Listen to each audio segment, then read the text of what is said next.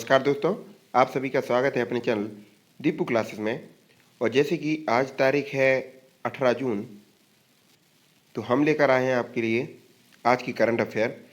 तो अगर सेशन पसंद आए तो प्लीज़ चैनल को लाइक करें, शेयर करें, सब्सक्राइब करें। तो स्टार्ट करते हैं आज के पहले क्वेश्चन से। तो डॉक्टर एस जानकी रमन किस देश के भारतीय राजदूत के रूप में नियुक्त किए गए हैं या कहा जाए इनकी नियुक्ति हुई है? तो ये हुई है इनकी क्यूबा देश के लिए। इंपॉर्टेंट फैक्ट पढ़ लेते हैं क्यूबा के बारे में। तो देखिएगा, क्यूबा किस महाद्वीप में स्थित है? ये हमारा उत्तरी अमेरिका में स्थित है। एक मिनट रुकिएगा, ये हमारा उत्तरी अमेरिका में स्थित है। बात करते हैं इसकी राजधानी, तो इसकी हो जाएगी हवाना। क्यूबा की करेंसी की बात करें तो क्यूबा पेसो। क्यूबा के राष्ट्रपति मिगेल डियाज कैनेल। क्यूबा के प्रधानमंत्री मैनुअल मोरार क्रुज। और क्यूबा की सबसे लंबी नदी है क्यूटो नदी। ये फैक्ट इंपॉर्टेंट हो जाएगा। अगर बात करते हैं क्यूबा के राजदूत के रूप में, तो टॉप 5 देशों के भारतीय राजदूत के बारे में भी यहाँ पे करंट अफेयर कवर कर लेते हैं। तो विष्णु कुमार शर्मा को किस देश के भारतीय राजदूत के रूप में? तो ये दक्षिण सूडान हो जाएंगे, ये हो जाएंगे विष्णु कुमार। प्रदीप कुमार यादव को लाइबेरिया के। मध्य अफ्रीकी गणराज्य में भारत राजदूत के रूप में कौन नियुक्त हुए हैं? तो रामकरण वर्मा। सुब्रत भट्टाचार्य को चिली के लिए राजदूत नियुक्त किया गया है। और आलोक रंजन झा को बेलारूस के लिए राजदूत नियुक्त किया गया है। ठीक है, तो ये पांचों भी फैक्ट याद रखिएगा। बढ़ते हैं अगले क्वेश्चन पर। तो फोर्ब्स द्वारा जारी विश्व के सर्वश्रेष्ठ बैंकों की 2021 की सूची में सर्वश्रेष्ठ बैंक कौन सा बन गया है? तो डीबीएस जो बैंक है वो सबसे ऊपर वाले पायदान पर है। इसके बारे में पढ़ लेते हैं। तो डीबीएस बैंक को फोर्ब्स द्वारा विश्व की सर्वश्रेष्ठ बैंकों की सूची 2021 में नामित किया गया है। और ये लगातार दूसरे वर्ष भारत में 30 घरेलू और अंतर्राष्ट्रीय बैंकों के में से नंबर 1 के स्थान पर है। और फोर्ब्स द्वारा विश्व के सर्वश्रेष्ठ बैंकों की सूची का यह कौन सा संस्करण है? एडिशन, ये तीसरा संस्करण है। ये भी याद रखिएगा, मतलब 3 बार टोटल फोर्ब्स ने ये रिपोर्ट जारी की है। बढ़ते हैं आगे। डीबीएस बैंक को डिजिटल सेवाओं, सामान संतुष्टि और विश्वास, वित्तीय सलाह और शुल्क जैसी प्रमुख विशेषताओं के आधार पर विश्व के सर्वश्रेष्ठ बैंकों की 2021 की सूची में सर्वश्रेष्ठ बैंक का खिताब दिया गया है। ये भी याद रखिएगा। अगर डीबीएस बैंक की बारे में बात करें तो इसके बारे में भी पढ़ लेते हैं। तो डीबीएस का फुल फॉर्म है डेवलपमेंट बैंक ऑफ सिंगापुर। स्थापना 16 जुलाई 1968 में हुई। मुख्यालय कहाँ पे? सिंगापुर में है। चेयरमैन की बात करें तो पीटर सी है और सीईओ पीयूष गुप्ता हैं। अगर फोर्ब्स जो कि जिसने ये रिपोर्ट जारी की है इसके बारे में भी पढ़ लेते हैं। तो फोर्ब्स इनकॉर्पोरेट अमेरिका की प्रकाशन एवं मीडिया कंपनी है। स्थापना 15 सितंबर 1917 में हुई। मुख्यालय न्यूयॉर्क यूएसए में है। ये भी याद रखिएगा।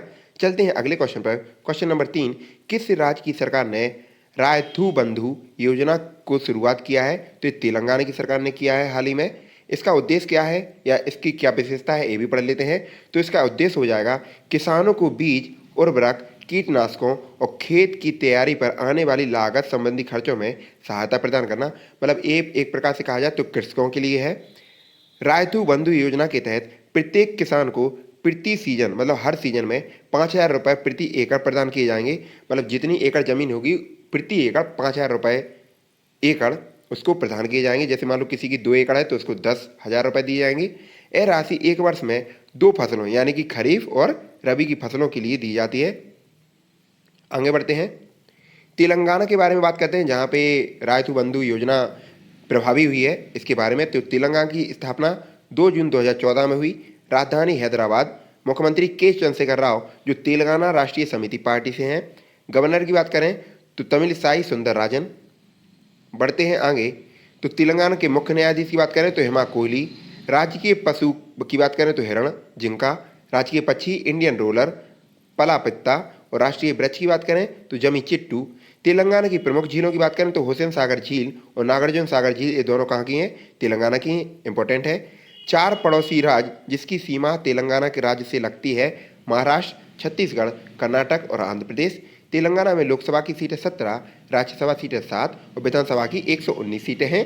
तेलंगाना के हवाई अड्डे राजीव गांधी अंतर्राष्ट्रीय हवाई अड्डा जो कि कहाँ पे है? हैदराबाद में है। और बेगमपेट हवाई अड्डा, ये भी याद रखिएगा। बढ़ते हैं आगे। अगर राष्ट्रीय उद्यानों की बात की जाए तेलंगाना के तो कसु ब्रह्मानंद रेड्डी राष्ट्रीय उद्यान महावीर हिरना वनस्थली राष्ट्रीय उद्यान और मरुगा वनी राष्ट्रीय उद्यान, ये तीनों के तीनों कहाँ पे हैं? तेलंगाना के हैं। बढ़ते हैं अगले क्वेश्चन पर। माइक्रोसॉफ्ट कंपनी के नए अध्यक्ष कौन बने हैं? तो ये सत्या नडेला बने हैं। इनके बारे में पढ़ लेते हैं। तो माइक्रोसॉफ्ट कंपनी की स्थापना 4 अप्रैल 1975 में हुई। मुख्यालय वाशिंगटन अमेरिका में है।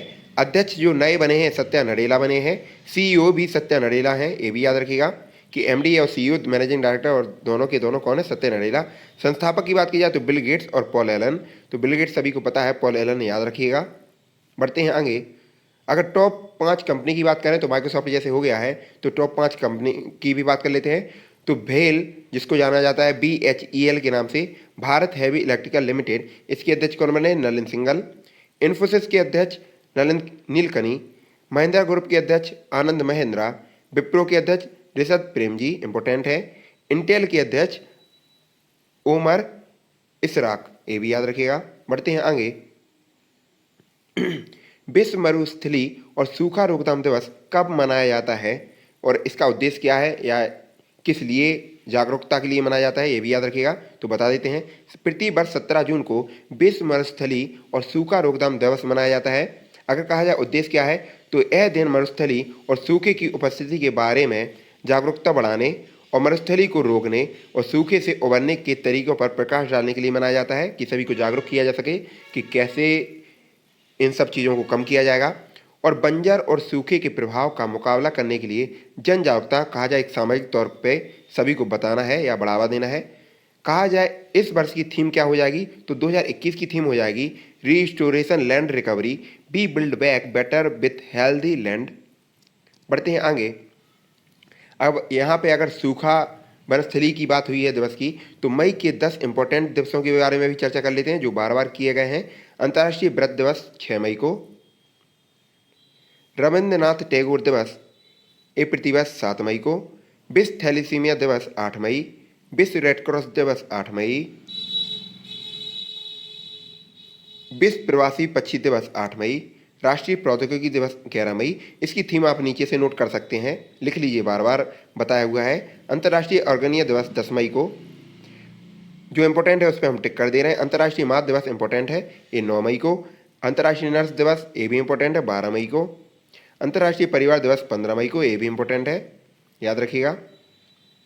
किस राज्य की सरकार ने वैदिक शिक्षा व संस्कार बोर्ड बनाएगी, तो ये राजस्थान की सरकार इसकी पहल करने वाली है कि सबसे पहले वैदिक शिक्षा और संस्कार बोर्ड कहाँ पे बनाई जा रही है? राजस्थान में बनाई जा रही है, इसको भी याद रखिएगा। बढ़ते हैं आगे, इसके बारे में पढ़ लेते हैं। तो राजस्थान में वैदिक शिक्षा और संस्कार बोर्ड का गठन किया जाएगा। इस बोर्ड के तहत छात्रों को विज्ञान यानी साइंस और योग के संबंध में ज्ञान दिया जाएगा, मतलब साइंस के तो दिया ही जाता है, साथ ही साथ योग के बारे में भी। साथ ही वैदिक रीति रिवाज, ये इंपॉर्टेंट फैक्ट हो जाएगा, एवं संस्कार आधारित शिक्षा दी जाएगी, जो कि नाम में ही वर्णित है। राजस्थान के बारे में बात कर लेते हैं। राजधानी हो जाएगी जयपुर, पिंक सिटी। मुख्यमंत्री अशोक गहलोत कांग्रेस पार्टी से हैं। गवर्नर की बात करें तो कलराज मिश्रा और मुख्य न्यायाधीश इंद्रजीत मोहंती। 5 पड़ोसी राज्य जिनकी सीमा राजस्थान से लगती है: मध्य प्रदेश, गुजरात, हरियाणा, उत्तर प्रदेश और पंजाब। लोकसभा सीटें 25, राज्यसभा सीटें 10 और विधानसभा की 200 सीटें हैं। क्षेत्रफल की दृष्टि से भारत का सबसे बड़ा राज्य कौन सा हो जाएगा? राजस्थान। लेकिन अगर जनसंख्या की दृष्टि से देखा जाए तो हो जाएगा यूपी। अगर जनसंख्या घनत्व की दृष्टि से देखा जाएगा तो हो जाएगा महाराष्ट्र। तीनों के तीनों याद रखिएगा। अगर यूनियन टेरिटरी यानी कि केंद्र शासित प्रदेश की बात की जाए तो दिल्ली हो जाएगा, किसमें? अपना जनसंख्या घनत्व में सबसे ऊपर। भारत और दक्षिण एशिया का सबसे बड़ा रेगिस्तान कौन सा है? थार रेगिस्तान, जो कि कहाँ पे है? रेगिस्तान में है। अरावली श्रेणी, अरावली पर्वतमाला कहाँ पे है? राजस्थान में है। राजस्थान के लोक नृत्य की बात की जाए तो कठपुतली नृत्य, चाकरी, टेरताली, सुईसिनी, पनिहारी और घूमर, ये पांचों के पांचों या छठों के छठों कहाँ के लोक नृत्य हैं? राजस्थान के हैं।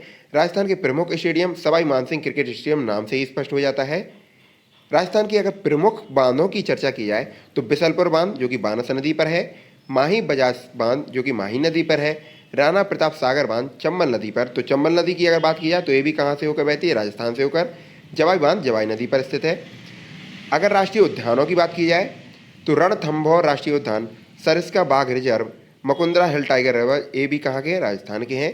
कर्क रेखा भारत के 8 राज्यों से होकर निकलती है, जो कि राजस्थान से भी होकर निकलती है, और अगर पश्चिम से पूर्व की ओर चलें तो किस किस राज्य से कर्क रेखा होकर निकलती है, ये भी देख लीजिएगा। गुजरात, राजस्थान, मध्य प्रदेश, छत्तीसगढ़, झारखंड, पश्चिम बंगाल, त्रिपुरा और मिजोरम। बढ़ते हैं आगे।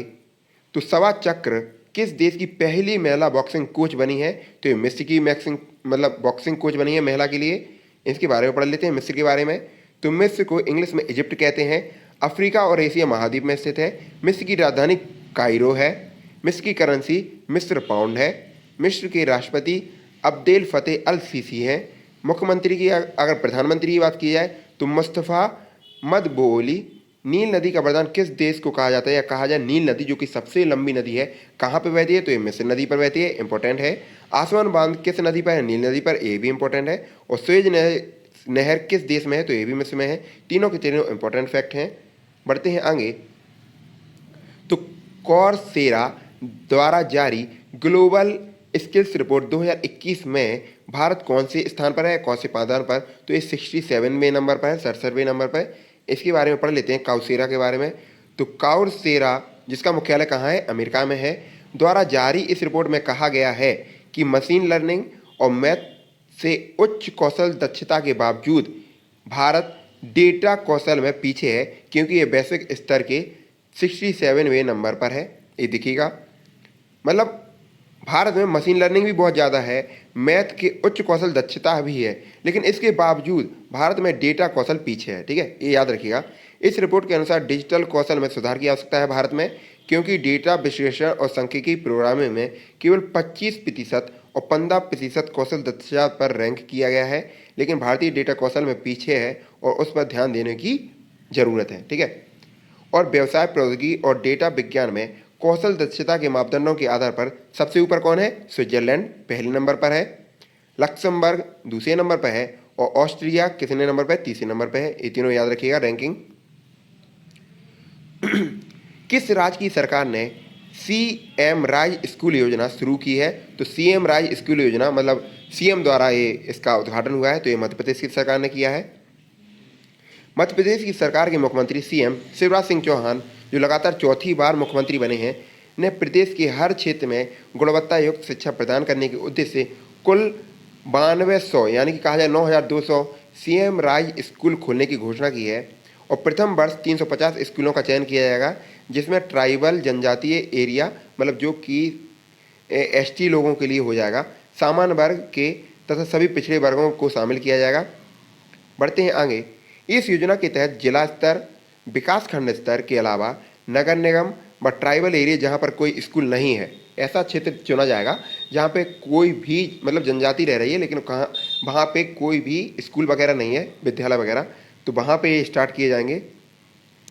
इन स्कूलों का मुख्य उद्देश्य क्या रहेगा, बच्चों को ज्ञान, कौशल और नागरिकता के संस्कार देना है, साथ ही भारतीय संस्कृति और संस्कारों की शिक्षा देना है। बढ़ते हैं आगे। मध्य प्रदेश के बारे में चर्चा आई है, तो मध्य प्रदेश के बारे में भी कर लेते हैं। स्थापना 1 नवंबर 1956, राजधानी भोपाल। मुख्यमंत्री शिवराज सिंह चौहान बीजेपी पार्टी से हैं। गवर्नर की बात करें तो आनंदीबेन पटेल। मुख्य न्यायाधीश मोहम्मद रफ़ीक। लोकसभा सीटें 29, राज्यसभा सीटें 11 और विधानसभा की 230 सीटें हैं। 5 पड़ोसी राज्य जो कि इसकी सीमा से लगते हैं, महाराष्ट्र, छत्तीसगढ़, उत्तर प्रदेश, राजस्थान, गुजरात। अगर राष्ट्रीय उद्यानों की बात की जाए तो कान्हा राष्ट्रीय उद्यान, माधव राष्ट्रीय उद्यान, बाघगढ़ राष्ट्रीय उद्यान, पन्ना राष्ट्रीय उद्यान, सतपुड़ा राष्ट्रीय उद्यान, वन बिहार राष्ट्रीय उद्यान, इंदिरा प्रियदर्शिनी पेंच राष्ट्रीय उद्यान इंपॉर्टेंट है, संजय राष्ट्रीय उद्यान, मंडला प्लांट फोसिल, ये सभी नेशनल पार्क कहाँ के हैं, मध्य प्रदेश के हैं। और जो कर्क रेखा निकलती है मध्य प्रदेश से निकलती है। किस राज्य को टाइगर स्टेट के नाम से जाना जाता है, तो ये हमारा मध्य प्रदेश हो जाएगा। भोपाल गैस त्रसदी कहाँ पे घटी थी, मध्य प्रदेश में, जिसमें कौन सी गैस निकली थी, आइसोसाइनाइड, मिथाइल आइसोसाइनाइड।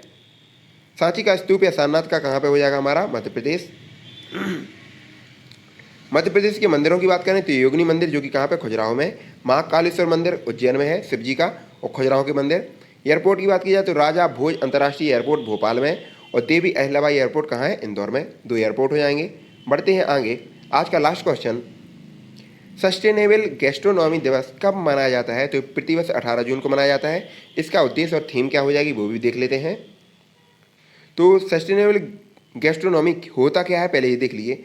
गैस्ट्रोनॉमी को कभी कभी पाक कला मतलब पकवान बनाने वाला, अथवा भोजन बनाने की कला के रूप में भी जाना जाता है। यह एक विशेष क्षेत्र से जुड़ी खाना पकाने की विधि है, मतलब कहा जाए एक स्पेशल कोई एरिया है, वहाँ से जुड़ी हुई एक कला है, जो कि प्रत्येक वर्ष 18 जून को विश्व स्तर पर मनाया जाता है।